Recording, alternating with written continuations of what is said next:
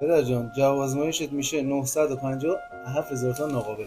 آقا بیمه تکمیلی دارم اون مهر نداری میری اونجا بهت میدم. آقا اصلا نمیخوام منو بده من برم. آقا این جواب آزمایش من چقدر طول میکشه ازش؟ پولت میخوره؟ آقا این چه طرز حرف زدنه؟ نه میگم جواب آزمایشت ربط داره به انگل شناسی؟ آره. میخوره؟ آقا این پدرزن ما چی شد؟ میگن گم شده. امیدوارم اشتباه شده باشه. یه دقیقه یه سوال دارم خدمتت. اینو به من دادن گفتن پرش کن. من نمیدونم خودش آزمایش اسپرماتو باید بریز توش. یعنی باید برینم توش. مگه تو اسپرم میاری؟ ما سر داریم خود کمک بابا کنم. جون مادر آقا واسه انه من بچه شد. چی میگی داریم حرف میزنیم بابا.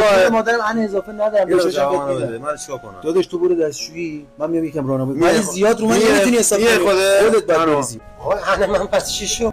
داداش چی شد چیکار کردی؟ بابا این نمیاد من چیکار کنم؟ ای بابا داداش با خودت فکرای بد بکن حرفای خیلی بد بزن نه اینا رو ول کن اصلا به این فکر کن که رفتی جای مسافرت رفتی کارهای خیلی بد کردی ولی خیلی به خوش گذشت ما یه 4 نفری رفتیم شما خمار مغزته